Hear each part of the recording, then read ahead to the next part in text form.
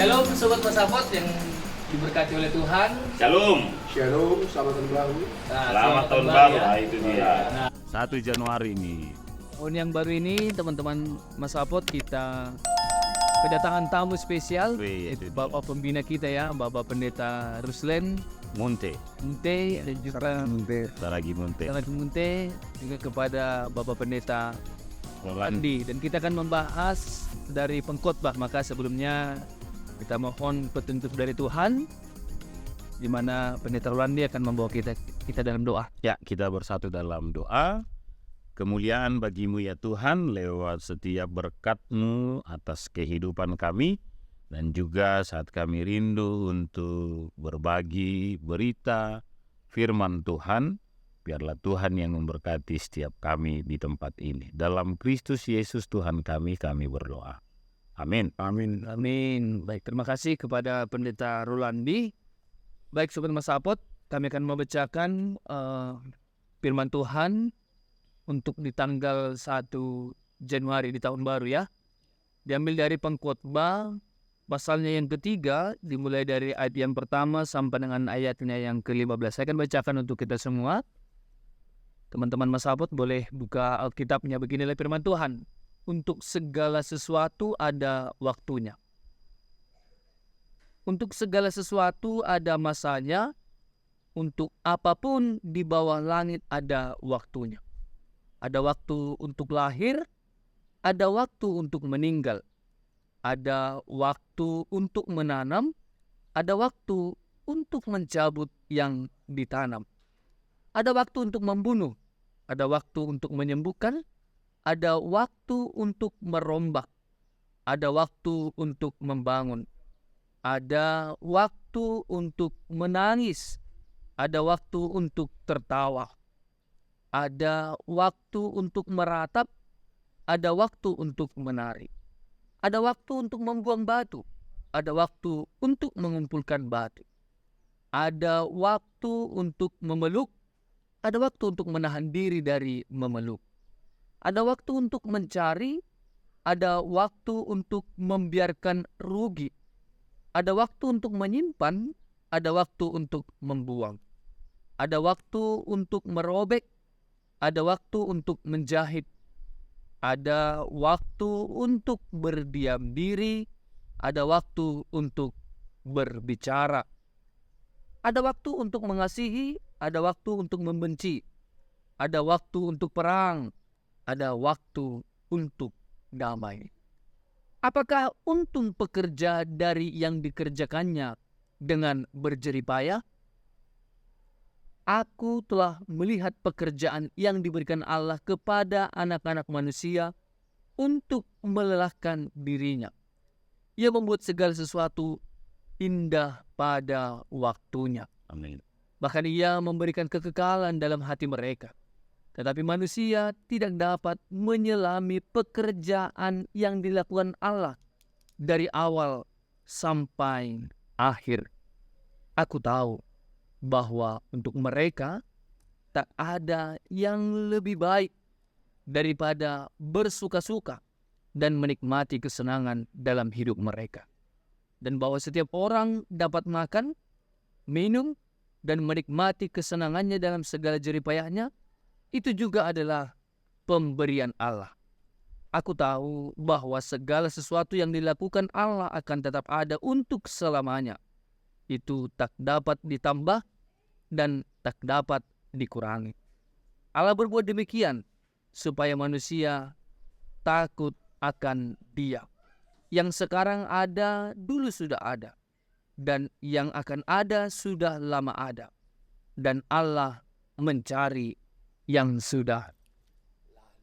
Cukup indah firman Tuhan untuk kita, sobat-sobat Masapot. Amin. Sebelumnya apa kabar tahun baru ini ya? Wih, Ini tanggal 1 Januari, harusnya bersuka cita. harusnya kita bersuka cita semua. Dan memang bersuka cita karena Tuhan memberikan waktu tahun baru untuk kita. Bisa melewati tahun yang baru. Ya. Pendeta ya, kita boleh sampai di tahun yang baru ini. Baik sobat-sobat Masapot, di tahun baru ini kita akan melihat ternyata kita disuguhkan bahwa Ia membuat segala sesuatu indah pada waktunya. Dan ini juga yang menjadi topik kita. Ya. Ia membuat segala sesuatu indah pada waktunya. Kalau menurut Pendeta Rolandi, gimana kita melihat tema kita ini, topik kita ini? Segala sesuatu indah pada waktu. Ini apa ini Bang? Apa pengalaman pribadi nih ya? Boleh. Boleh. Karena kita di tahun baru boleh merefleksikan dulu.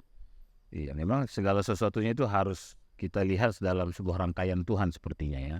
Sehingga dalam rangkaian Tuhan itu kita bisa melihat, oh seperti ini caranya Tuhan dan ini maksudnya Tuhan, sehingga akhirnya kita bisa mengatakan ya seperti yang tema kita katakan, ternyata segala sesuatunya itu adalah indah ya, karena selalu ada tangan Tuhan yang kita nikmati dan cara-cara Tuhan yang kita rasakan. Mungkin begitu Pak singkatnya. Kalau dari Bapak Pendeta Ruslian?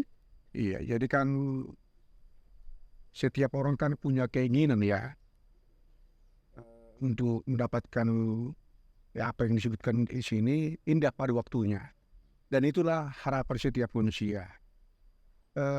Tapi sesuai dengan firman Tuhan yang disampaikan oleh pengkhotbah tadi, dalam kehidupan nyata di dunia ini, apa yang kita harapkan tidak seperti yang kita inginkan terjadi. Tapi seperti yang disampaikan oleh Pendeta Rolandi tadi, kalaupun ya dalam kehidupan di dunia ada saatnya kita seperti disebutkan ada menangis, ada tertawa, tapi semuanya itu adalah untuk membawa kita untuk bisa mencapai untuk kehidupan kekal tadi, apa kebahagiaan tadi, sehingga indah pada waktunya ketika kita bersama Tuhan tentunya. Ya. Nah, supaya kita lebih mampu melihat pengkhotbah ini, kan ada dua sisi selalu diperhadapkan ya. Namun boleh kita lihat dulu mengapa ini kan ditulis oleh Salomo tentunya, Ya. Pak Pendeta ya. Kira-kira Salomo kenapa ini mengangkatkan dua hal yang cukup berbeda ini ya, menerangkan tentang ada waktu ini, ada waktu ini. Kira-kira latar belakangnya mengapa dia mengangkatkan ini? Kira-kira Bapak Pendeta Rolandi. Apa duluan Pak? Iya boleh lah. Yang tadi itu yang Pendeta Ruslian. Tapi Boleh saya itu. Boleh. Menghormati yang lebih senior. Boleh ya. Jadi saudara-saudara yang kekasih, dalam perjalanan hidup seorang Raja Salomo, kita kenal bahwa dia adalah raja yang sangat terkenal ya. Dalam arti kekayaannya juga luar biasa. Menurut pemikiran kita, dia adalah orang yang berbahagia Ya. dari sudut manusia. Tapi ternyata dalam tulisannya ini, dia mengalami, katakanlah ada susah payah, ada sukacita dia lalui ya. Sehingga disebutkan dalam teks kita ini ada dua hal yang berbeda.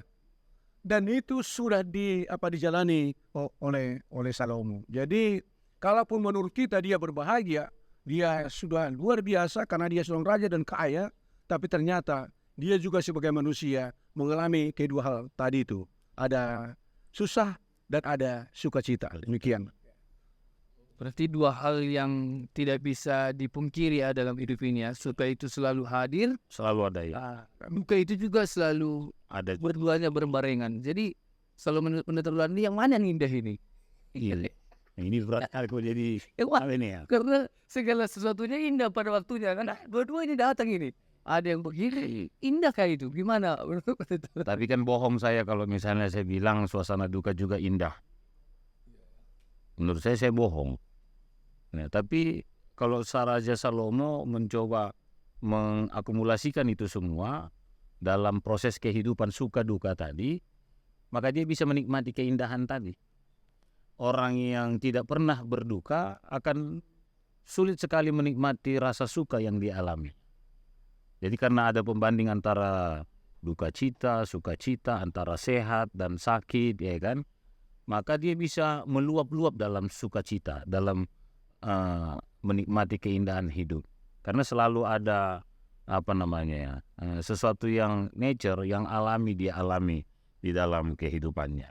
Itu yang mungkin saya lihat. Jadi bukan karena suasana duka itu akhirnya kita rubah menjadi suasana yang indah. Itu mungkin tidak. Tetapi dalam suka duka yang tadi Bang Dedi bilang beriringan tadi, sehat sakit ya kan, yang beriringan tadi juga, akhirnya kita bisa menikmati keindahan tadi. Itu yang harus kita sebutkan ya. Jadi bukan mencoba mengelabui pikiran kita sehingga seakan-akan duka cita itu pun indah, ya, tapi suka duka itu menjadi sebuah keindahan. Yang menarik adalah juga yang ingin saya tambahkan latar belakang dari Alkitab dari kitab Pengkhotbah ini. Secara khusus kitab Pengkhotbah ini kan ditulis dalam dimasukkan dalam masa tuanya Salomo. Iya, dan Puncaknya ya. iya, dalam banyaknya refleksi kehidupan. Sehingga kalau kita baca ke kitab Pengkhotbah ini berbeda dengan kitab-kitab lainnya. Kalau kitab-kitab lain itu kan berisi tentang hukum, aturan, moral, etika, apalagi dalam perjanjian lama, ya. Tapi kalau kitab Pengkhotbah ini adalah kitab yang berisi tentang refleksi tentang kehidupannya. Jadi tidak lagi tentang norma hidup, tidak bicara tentang aturan hidup seperti halnya yang selalu diutarakan oleh para nabi, ya, atau ajaran-ajaran dalam kitab perjanjian lama sebagai tradisi orang Israel, ya, tetapi dia lebih kepada merefleksikan kehidupannya sebagai sebuah proses pembelajaran bagi para keturunannya ataupun para pembacanya. Itu yang bisa saya tambahkan, Bang. Terima kasih, Bang Dedi. Oke, baik. Terima kasih ya. Artinya setidaknya kita sudah boleh melihat ya, Salomo itu mau mengajak para pendengarnya dan juga kita di sini melihat dua sisi hal yang terus menghampiri kita. Ya, nah, kita tadi sudah diajak ternyata bagaimana kita menempatkan diri di kedua hal ini. Ternyata yang indah itu adalah keterlibatan Allah di dalam setiap dua hal ini. Disitulah kita menemukan indah pada waktunya. Allah bisa memakai apa saja, mungkin bisa gitu Bang ya. Suka duka itu dipakainya, kan seperti lagu itu, kebaikan. Apa saja bisa dipakai ya. Artinya dalam kehidupan sehari-hari kita ada sesuatu yang pasti terjadi. Kalau disebutkan dalam Pengkhotbah ini kan ada 3 hal kehidupan manusia. Yang pertama adalah kegiatan sehari-hari kita, seperti menanam, mencabut, merombak, membangun, merobek, menjahit, Iya. beruntung dan merugi. Iya. Itu dari sisi kehidupan sehari-hari. Kejadian yang melibatkan perasaan. Tentunya kita juga ada perasaan kita ya sebagai manusia. Itu juga disebutkan kita akan menangis dan kita akan memeluk, kita akan mengasihi, kita akan membenci, kita akan tertawa dan meratap, berbicara dan berdiam diri. Jadi itu pun kita alami dalam kehidupan ini. Yang ketiga adalah peristiwa kehidupan sehari-hari seperti ada lahir, ada meninggal, ada perang dan damai. Jadi ketiga hal tadi itu pasti dialami setiap manusia, sudah pasti dialami. Dan itulah kalau bahasa Simalungun ya, maruji-ruji di awal tahun 2024 ini, seperti itulah kehidupan yang sudah kita alami dan kita kadang-kadang juga dalam kehidupan itu tidak bisa menghindar, Mbak. Ya, pasti kita kalah melawan. Alasan itu harus tetap. Masalahnya bagaimana kita memaknai ini tentunya. Oke, terima kasih. Memang di sinilah mungkin perbedaan usia juga, ini hikmat dari Hikmat orang senior kita ya. Melihat tadi ada 3 dalam sisi kehidupan. luar biasa itu, Bang. Nah, tapi kita mau menyerotikan setelah Salomo menyebutkan segala satunya itu terjadi dalam kehidupan kita tadi, dalam segi kehidupan, dalam segala hal ini, ternyata dalam ayat 9 Salomo mempertanyakan ini, apakah untung pekerja dari yang dikerjakannya dengan berjerih payah? Sekarang kan orang berjuang ini semua untuk mencapai kebahagiaan dalam hal apapun. Makanya ada sekarang orang itu kan berjuang waktu muda mengorbankan kesehatan demi uang. Setelah udah tua mengorbankan uang demi kesehatan. Jadi begitu. Nah, dari semua ini apa untung pekerja dari yang dikerjakannya dengan jerih payahnya? Bagaimana menurut Pendeta Rolandi? Ya, kalau ini aku dulu lah ya, karena nanti akan diperdalam oleh Pendeta Muslim. Karena ini kan berbicara tentang seperti pengantar yang disampaikan oleh Pendeta Dedi. Waktu muda dia berusaha untuk mendapatkan segala sesuatunya. Pagi, siang, malam ya. Bahkan banyak orang yang waktu masih muda bekerja, sambil lembur supaya dapat penghasilan tambahan, punya banyak side job. Dia sudah jadi seorang karyawan, habis jadi karyawan dia jadi super Grab, ya kan? Sehingga dia bisa menambah penghasilannya. Atau juga banyak orang yang sudah jadi karyawan, dia buka usaha yang lain ya. Sehingga waktu itu adalah duit, kalau bahasa Indonesianya ya. Waktu itu time is money katanya kira-kira. Tapi terkendala juga nanti akhirnya setelah dia tua, karena dia kurang menjaga kesehatannya di waktu muda, uang yang didapat itu juga akhirnya habis atau sebagian dipakai untuk membayar kesehatan tadi. Tapi sekali lagi kalau yang saya boleh pahami, tapi sebelumnya saya mau katakan jarang orang misalnya seperti tulang sampai tua masih sehat. Coba kalau dari fisiknya, kan? Lebih muda tulang ini sepertinya dari saya, kira-kira begitu. Karena dari muda jaga kesehatan kan begitu, Bang kan? Selalu jalan pagi sampai hari ini masih jalan pagi. Ini Di kita telah ada Taman Tebet. ya. Di Taman Tebet itu Jalan setiap pagi. hari jogging. Setiap hari jogging, iya. Saya pernah ikuti ya kan, berputar di Taman Tebet itu 8 kali. Cuman orang berputar ke kanan, tulang ini ke kiri, lawan arah. Wow. Lawan arah. Iya, supaya tidak supaya tidak ada seperti yang dilewati, semua dinikmati sendiri gitu kan, lawan arah. Ya saya ikuti juga, enak juga cara lawan arah ini saya lihat. Iya, semakin fresh dan Tapi semakin biasanya orang yang berani melawan arah berarti pondasinya sudah kuat. Ya. oh udah kuat kayaknya. Jelas ya. Ya, supaya kalau misalnya ada yang jalan di depan lambat, tidak susah melewati katanya. Jadi kalau lawan arah kan sendiri saja, itu intermezzo saja. Tapi yang saya mau katakan, ya akhirnya Salomo ingin mau mengatakan bagi kita, orang ayat 9 tadi, apakah untung pekerja yang dari yang dikerjakannya dengan berjerih payah? Simpel tadi saya katakan kepada pendeta Dedi waktu di luar, sebelum kita masuk rekaman ini, keuntungannya adalah bahagia. Ya, orang yang bekerja keras itu dia berbahagia mengerjakannya. Tidak ada orang yang mau bekerja keras kalau dia tidak bahagia. Karena itu akan menjadi beban. Kalau dia sudah jadi beban, dia akan bermalas-malasan. Kalau sudah bermalas-malasan, ya dia mungkin menikmatinya dengan cara begitu. Tapi sekali lagi orang yang mau berjerih payah, bekerja keras, itu karena dia bahagia pastinya. Tanpa bahagia nggak mungkin bisa seperti itu. Tapi ada seperti ini. Bagaimana tuh? Ini kan dunia ini kan mengajarkan kepada kita seolah-olah kita bisa mengatur segala sesuatunya dalam kehidupan ini, ya. Baik dari teknologi, katanya orang bisa menambah umur dengan olahraga, orang buat menambah umur. Tapi sebenarnya Tidak. satu orang pun tidak bisa mengatur kehidupanmu. Coba kita bayangkan ya, di tahun yang lalu sebelum ada COVID, orang merancang bisnisnya sedemikian rupa nanti akan berhasil. Ternyata COVID datang. Oh iya. Jadi terkadang akal pikiran manusia memang tidak ada apa-apanya. Sehingga pengkhotbah ini mengajarkan kepada kita harus berserah kepada Tuhan dalam segala sesuatu yang akan terjadi. Oh, berarti begini mungkin ya. Memang dalam bahan pengajaran anak sekolah minggu kita juga ternyata diajarkan jangan berani mencoba segala sesuatu tanpa melibatkan Tuhan, tanpa merencanakan Tuhan. Berarti tadi itu Sudah pasti. sejauh mana pun kita mereka-rekakan, merencanakan itu, ternyata pemilik penguasa waktu adalah Tuhan ya. Ya. Yang pasti kita tadi sudah diajarkan bagaimana kita sekarang mengisi setiap waktu ini dengan berguna, bermakna, dan itulah waktunya Tuhan yang terbaik bagi kita ya. Luar biasa sekali. Oke, mungkin sedikit lagi untuk Pendeta Rolandi dan juga kepada Bapak Pendeta Ruslin, ada ayat yang menarik saya lihat di sini. Ayat yang ke-11. Ia membuat segala sesuatunya indah pada waktunya, bahkan ia memberikan kekekalan dalam hati mereka. Namun di sini, tetapi mereka tidak dapat menyelami pekerjaan yang dilakukan Allah dari awal sampai akhir. Nah, berarti Salomo ada penekanannya bagaimana kita sekarang mau mengisi kehidupan kita ini supaya nanti kita nggak terfokus pada pikiran kita, tapi kita memahami rancangan Allah dari kehidupan kita ini. Pendeta Rolandi gimana melihat itu? Dan itu yang sering sekali orang sulit untuk menerimanya.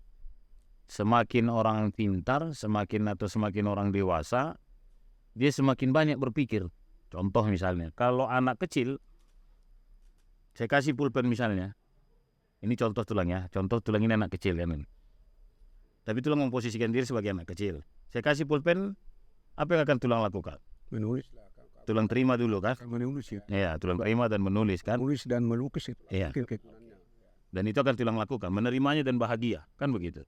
Tapi kalau orang dewasa, bahkan kalau kita masuk dalam banyak hal yang kita pikirkan, saat saya kasih ballpoint ini, orang dewasa itu mungkin tidak langsung bahagia menerimanya. Bisa saja dia berpikir, kok saya dikasih pulpen ya? Ada dulu pertanyaan. Untuk apa dia kasih aku pulpen ya? Ada lagi pertanyaan berikutnya. Ada apa kira-kira? Kok aku harus dikasihnya pulpen? Kira-kira begitu. Sehingga yang membuat kita sulit melihat kekekalan yang diberikan oleh Tuhan dalam hati kita, dalam hati manusia adalah saat kita mencoba menganalogikan dengan banyak sekali yang kita pikirkan. Ya, sehingga kalau dalam perjanjian baru kan dikatakan datanglah kepadaku seperti seorang anak kecil. Sehingga saat Tuhan kasih kita yang kekal tadi, kekekalan tadi dalam hati kita, saat kita datang seperti anak kecil, maka kita datang dengan bahagia, dengan sukacita menerima berkat Tuhan itu. Ya kan? Tapi seperti dikatakan oleh Salomo ini sebagai sebuah refleksinya, tetapi manusia tidak dapat menyelami pekerjaan yang dilakukan dari awal. Dilakukan Allah dari awal sampai akhir. Dia mulai mencoba melogikakan dalam pikirannya kenapa harus begini, kenapa sih harus terjadi ini, kenapa seperti ini. Sehingga itu menjadi sebuah penghambat juga mungkin menurut saya tentang bagaimana kita menikmati kekekalan yang sudah Allah berikan di dalam hati mereka ataupun di dalam hati kita. Mungkin itu, Bang. Tahu gini, mungkin dari Bapak Pendeta Ruslen, apakah ada kaitannya ini dengan memang rancangan Allah itu memang rancangan damai sejahtera. Jadi supaya kita tidak sulit untuk memahami, ada nggak kaitannya ke situ? Tadi kita bandingkan ya, pemikiran manusia ketika ada kebahagiaan, sukacita, apa yang kita inginkan tercapai, itulah membahagiakan. Seperti itu kan? Ya. Jadi ketika dia mengalami kesulitan, itu dianggap sesuatu yang buruk. Itulah dari akal pikiran manusia. Tapi kalau kita sampai kepada iman percaya kita kepada Tuhan, mungkin ada rahasia ilahi di dalamnya. Sehingga kalaupun dalam kesulitan, kita tidak menjadi menangis atau Bersedih. akan berduka ya, atau mungkin mundur berputus asa. Ya. Tapi justru lewat penderitaan yang kita alami itu, kita melihat di situ ada kenyataan ya, penyataan Tuhan, sesuatu yang indah. Itulah mungkin yang sulit. Tapi itu bisa terjadi kalau kita katakanlah memakai iman percaya kita kepada Tuhan. Karena pikiran manusia itu berbeda sekali dengan beriman percaya kepada Tuhan. Jadi yang bisa melihat penderitaan itu ada sesuatu yang indah, itu hanya orang percaya, orang beriman. Oke, semakin mendalam ya, bagaimana khotbah ini mengajak kita juga melihat bahwa segala sesuatu ada waktunya. Bahkan di sini kita juga dijelaskan oleh Salomo, manusia juga begitu sulitnya untuk memahami bagaimana Allah itu bekerja. Tapi yang pasti dari ayat yang ke-13 sampai ayat yang ke-15, ketetapan Allah itu pasti adalah yang terbaik. Tidak ada yang berkurangi, tidak ada yang terbaik, adalah segala sesuatu untuk mendatangkan kebaikan. Nah, maka mungkin kita di penghujung ya, penghujung daripada ayat kita ini, kira-kira dari Bapak Pendeta Rusla dulu pertama ya, kira-kira bagaimana Bapak mau menyampaikan teks kita ini, apalagi ini di tahun baru, itu mau melangkah ini. Harus ngasih Langkah awal, apakah langkah awal menentukan langkah akhir? Nah, kira-kira apa pesannya kira-kira Pak? ini Itu terima Tuhan kita ini kan? Ya, jadi orang Simalungun selalu mengatakan di langkah pertama harus langkah kanan. Ya, langkah kanan. Tapi kalau langkah kanan sebenarnya, kalau tidak menyertakan Tuhan dalam hidup ini, kita akan mendapat sesuatu yang tidak baik. Jadi kalau langkah kanan, langkah kiri sebenarnya, kalau Tuhan bersama kita, kita yakin percaya perjalanan kita akan sampai kepada indah pada waktunya. Itu menurut saya ya. Biasanya. Oke. Langkah dengan kanan, walaupun ada lawan, namun kita bersama dengan Tuhan, itu akan mampu kita lawan. Oke. Dari Bapak Pendeta Ramlan. Beda sama pas kibraka Bang ya, langkah kiri Bang. Iya, kiri ya. Beda. Makanya saya Tapi harus dengan Tuhan juga. langkah kiri. Kalau harus dengan Tuhan. Iya. Dari Pendeta Ramlan nih gimana? Iya. Kalau saya sih mau mengatakan dari ayat 1 sampai dengan ayat 15 ataupun tadi Bang Dedi katakan ya bahwa segala sesuatu yang dilakukan Allah akan tetap ada untuk selamanya, itu disebut dalam ayat 14. Itu tak dapat ditambah dan tak dapat dikurangi. Allah berbuat demikian supaya manusia takut akan Dia. Iya betul. Jadi lakukan saja segala aktivitas kita dengan rasa percaya diri, dan lakukanlah itu semua juga dengan menunjukkan ketaatan kita kepada Tuhan. Jadi kalau kita mengakhiri tahun 2023 dengan rasa syukur dan takut akan Tuhan, mari juga melangkah di tahun 2024 juga dengan rasa syukur dan takut akan Tuhan. Kalau sesuai dengan tema kita, ya, maka 2023 kita melihat ternyata segala sesuatunya indah pada waktunya, maka aminkan saja ya, dan lakukan saja dengan iman. Di 2024 seperti apapun gelombang kehidupan ini, kita juga akan katakan segala sesuatunya indah pada waktunya. Gitu dia. Oke, terima kasih Gitu. untuk kedua narasumber kita. Ada yang mau ditambah? Saya yakin Itu itu kan Masih ada 10 bukan menit tahun lagi. baru kan, mengawali tahun baru 2024. Kita kan tidak tahu apa yang akan terjadi. Iya. Tapi kedua hal ini pasti akan terjadi kita alami. Sakit, sehat, tertawa, Alami. berduka itu pasti kita alami. Jadi kalau kita baca di akhir dari pengkhotbah ini, dari pengkhotbah 12 ayat 13, ada kesimpulan yang disampaikan oleh pengkhotbah. Di ayat 13 disampaikan seperti ini. Akhir kata dari segala yang didengar ialah, takutlah akan Allah dan berpeganglah pada perintah-perintahnya, karena ini adalah kewajiban setiap orang. Jadi kita diharapkan kalaupun kedua hal itu terjadi tadi, kalau kita berjalan bersama Tuhan, kita yakin percaya kita akan bisa melewatinya. Sehingga tema kita ini, indah pada waktunya, pasti kita akan dapatkan seperti itu. Oke, luar biasa sekali ya Sobat Mesapot. Namun ketika kita membaca pengkhotbah ini, kita harus berhati-hati supaya kita tidak terjebak ya. Ketika diungkapkan segala sesuatunya, ada waktunya, bahkan kita pengkhotbah kerap sekali menerangkan tentang kesia-siaan, namun di dalam Tuhan tentu tidak ada yang sia-sia. Dan amin. Tidak ada Ya dan amin. ya, Dan tidak ada ya dan amin. Semua ya dan Amin. amin. Pasti Tidak ada yang sia-sia. tidak ada yang sia-sia bersama dengan Tuhan. Ada yang terakhir mungkin seperti itu. Tidak, mungkin tulang pendeta Ruslen tadi lupa. Oh, Tadi waktu kami di jalan dia bilang begini, ini bukan politik maksudnya ya. Tapi tulang pendeta Ruslen bilang, begini saja ya, supaya jangan bengkok tangan saya.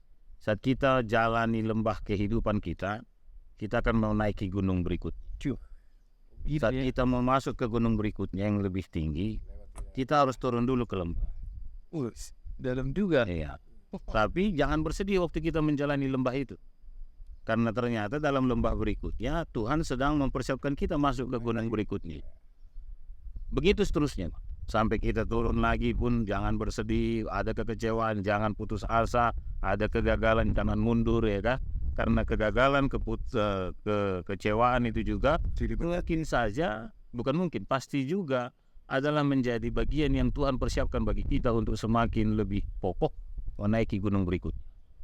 Sekali lagi ini bukan tentang politik ya.